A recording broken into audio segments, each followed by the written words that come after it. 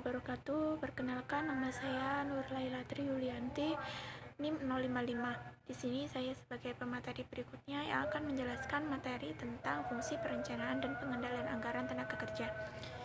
Nah, penyusunan secara baik dari anggaran tenaga kerja dapat mendatangkan beberapa manfaat bagi perusahaan, yakni yang pertama ada pemakaian tenaga kerja bisa lebih efisien karena perencanaan dan standar telah ditentukan dengan matang. Yang kedua ada pengeluaran atau biaya tenaga kerja dapat direncanakan dan diatur secara lebih efisien. Yang ketiga harga pokok barang dapat dihitung secara tepat. Nah, di sini saya akan mencontohkan sebuah kasus dari perencanaan dan pengendalian tenaga kerja. Dalam rangka penyusunan anggaran tenaga kerja langsung, perusahaan Abadi Jaya mengumpulkan data-data sebagai berikut. A. Data produksi perusahaan tahun 2011. Pada periode bulan Januari, jumlah produksi atau unit sebesar 90.000, Februari 100.000, Maret 120.000, triwulan 2 320.000, triwulan 3 350.000, triwulan 4 375.000. Yang B. Penggunaan jam tenaga kerja langsung per unit produksi dan tarif upah per jam. Departemen pada proses 1 SUR sebesar 5 DLH per unit. Tarif upahnya sebesar Rp20. Departemen proses 2 SUR-nya sebesar 4 DLH, tarif upahnya sebesar Rp12. Kemudian yang C, realisasi bulan Februari 2011 meliputi yang pertama unit produksi 125.000 unit, jam TKL selama bulan Juni 2011 650 DLH. Biaya tenaga kerja langsung sebesar Rp9.750.000. Berdasarkan data-data di atas, diminta yang pertama menyusun anggaran jam kerja langsung tahun 2011 secara terperinci. Kedua, menyusun anggaran biaya tenaga kerja langsung tahun 2011 secara terperinci.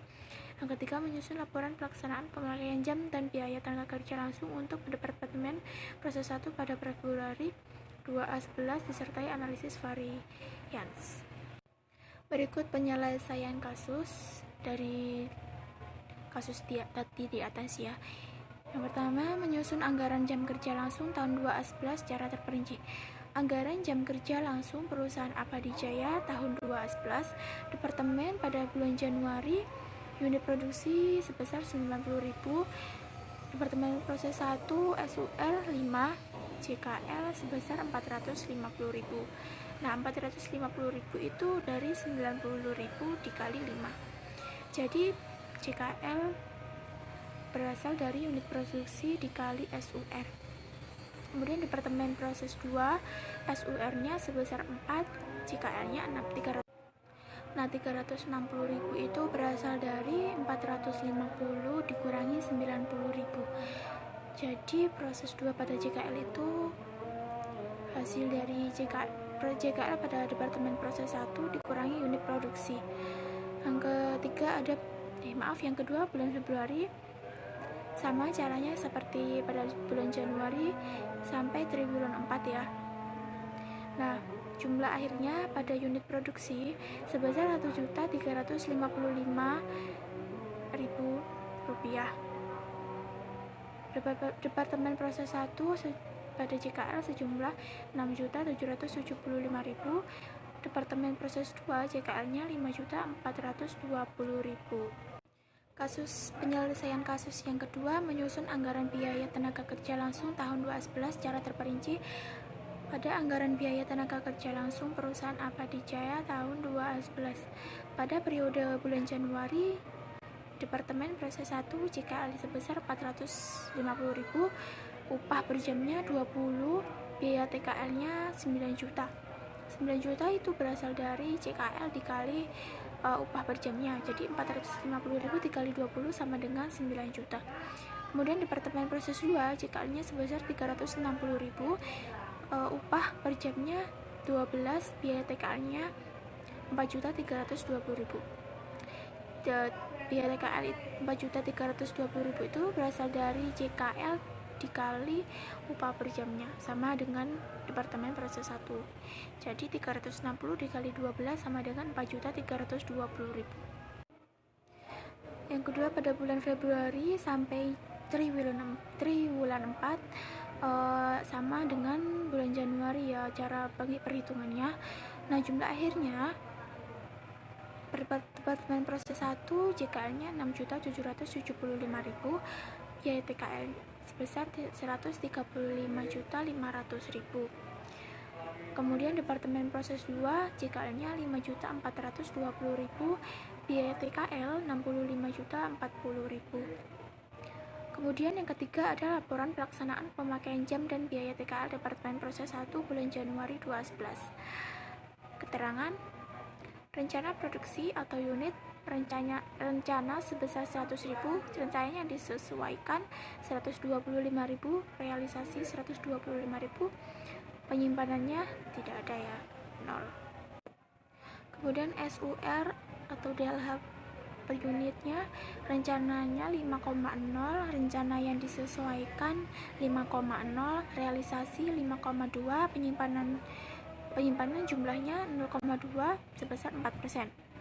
Mohon jumlah JKL DLH rencana 500.000, rencana yang disesuaikan 625.000, realisasi 650.000, penyimpanan 25.000 sebesar 4%. Kemudian tarif upah rencana 20, rencana yang disesuaikan 20, realisasi 15, penyimpanan jumlahnya min 5, kemudian sebesar min 25%. Biaya TKL rencana 10 juta, rencana yang disesuaikan 12.500.000, realisasi 9.750.000, penyimpanan jumlahnya 2.750.000 dengan min 22%. Berikutnya penjelasan tentang varians efisiensi. Sama dengan jam kerja rencana dikurangi jam bekerja real dikali tarif upah rencana, sama dengan buka kurung 625.000 DLH dikurangi 650.000 DLH tutup kurung dikali 20 rupiah per DLH, sama dengan 500.000 rupiah. Ini merugikan. Kemudian varians tarif upah buka kurung tarif upah rencana dikurangi tarif upah real tutup kurung dikali jam kerja real, sama dengan buka kurung 20 rupiah per DLH dikurangi 15 per DLH dikali 650.000 DLH, sama dengan 3.250.000, menguntungkan. Kemudian total varians efisiensi ditambah varians tarif upah sama dengan 500.000 rupiah ditambah 3.250.000 rupiah sama dengan 2.750.000 rupiah. Nah, di sini kan merugikan ditambah menguntungkan. Jadi kan lebih besar menguntungkan, jadi hasilnya menguntungkan.